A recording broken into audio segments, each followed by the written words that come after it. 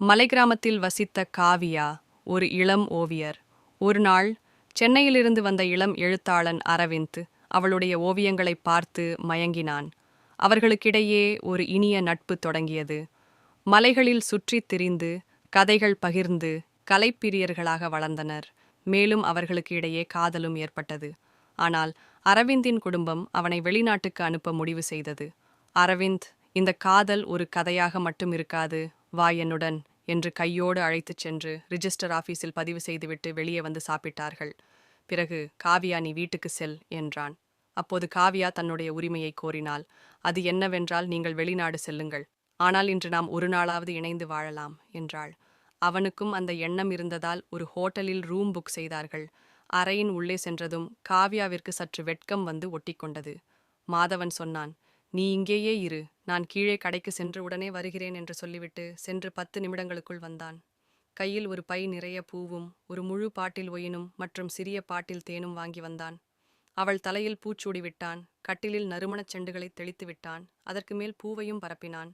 பிறகு இருவரும் பேசிக்கொண்டே போதையுடைய திராட்சை ரசத்தை பாட்டிலோடு மாற்றி மாற்றி குடித்து முடித்தார்கள்.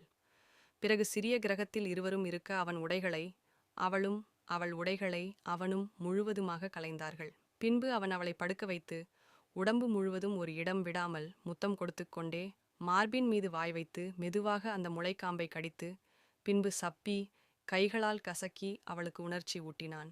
மேலும் தான் வாங்கி வந்த தேன்பாட்டிலின் மூடியை திறந்து அவர் மார்பிலிருந்து அவளுடைய பெண் உறுப்பு வரை ஊற்றினான். பிறகு அவ்வளவு தேனையும் தன்னுடைய நாக்கால் நக்கி நக்கி சுவைத்து குடித்தான். பின்பு பெண்ணுறுப்பில் உள்ள தேனி நாக்கை உள்ளே விட்டு சுழட்டி சுழட்டி சப்பி எடுத்தான். தன் வாயை பெரிதாக திறந்து அவள் பெண்ணுறுப்பின் முழுவதுமாக பதித்து அப்படியே தன் வாய்க்குள் அந்த பெண்ணுறுப்பை உறிஞ்சி இழுத்து சப்பிக்கொண்டே இருந்தான் நிறுத்தாமல். அவள் அதன் இன்பத்தை தாங்க இயலாமல் மெய் மறந்து ஏதேதோ உளறிக் கொண்டிருந்தாள்.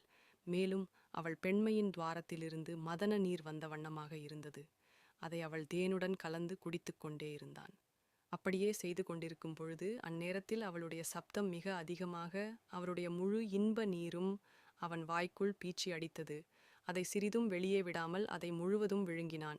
பிறகு அவள் மீது மீதமிருந்த தேனையும் ஊற்றி அவள் மார்பகத்தில் காம்புகளை லேசாக கடித்தும் நக்கியும் சப்பியும் உறிஞ்சியும் அவளை மீண்டும் சூடேற்றினான்.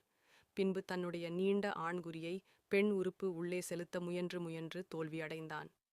பிறகு உன்னுடைய ஆண் உறுப்பில் தேனை ஊற்றி அது முழுவதும் தேன் இருக்கும்படி தடவிவிட்டு இப்போது பெண் உறுப்பில் வைத்து மெதுவாக உள்ளே தள்ள சற்று சுலபமாக உள்ளே சென்றது.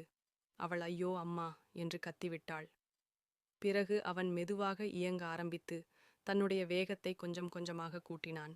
தாங்க முடியாத இன்பத்தில் அவளும் தன் இடுப்பை மேலும் கீழும் இயக்கி முழு இன்பத்தையும் அனுபவித்தாள். அப்படியே சிறிது நேரத்தில் ஆண்குறியில் இருந்து இந்த இன்ப நீர் அவளுடைய பெண்ணுறுப்பிற்குள் முழுவதுமாக சென்றது. சற்று நேரத்தில் பெருமூச்சுடன் ஓய்ந்து போய் சிறிது நேரம் படிந்திருந்தவர்கள் எழுந்து தங்கள் ஊருக்கு செல்ல ஆயத்தமானார்கள். அப்பொழுது அவன், நான் வெளிநாடு சென்று திரும்பி வருவேன், அதுவரை எனக்காக காத்திரு நம்பிக்கையுடன் என்று சொல்லிவிட்டு இருவரும் அவரவர் சொந்த ஊருக்கு சென்றனர். இதற்கு இடையே காவியா பலவித அவமானங்களுக்கு இடையே அவனுக்காக காத்திருந்தாள். என்ன அவமானம் என்றால், 5 வருடங்களுக்குப் பிறகு அரவிந்த் திரும்பி வந்தான். காவியா இப்போது பிரபல ஓவியர் மட்டுமல்ல, ஒரு குழந்தைக்கு தாயாகவும் இருந்தாள். அதை அவளது கணவனுக்கு தெரிவிக்கவில்லை. காரணம், எங்கே பாதியில் வந்து விடுவானோ என்று சொல்லாமல் இருந்தாள். இதை அனைத்தையும் அவன் மனதிற்குள் கூட்டி கழித்து பார்த்து உண்மையை புரிந்து கொண்டான். பிறகு என்ன, அவளது கண்களில் மீண்டும் அதே பிரகாசம். அவர்கள் மூவரின் வாழ்க்கை தரம் உயர்ந்தது. அன்று அனுபவித்த அதே இன்பத்தை இன்றும் தொடர்ந்து அனுபவித்துக் கொண்டே மகிழ்ச்சியாக வாழ்கிறார்கள். நன்றி.